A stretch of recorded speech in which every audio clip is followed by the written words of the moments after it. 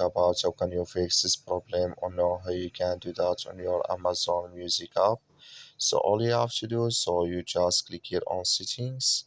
When you just click on settings, it's going to show for you a list like this here. Then you go down, just keep going down, click here on apps.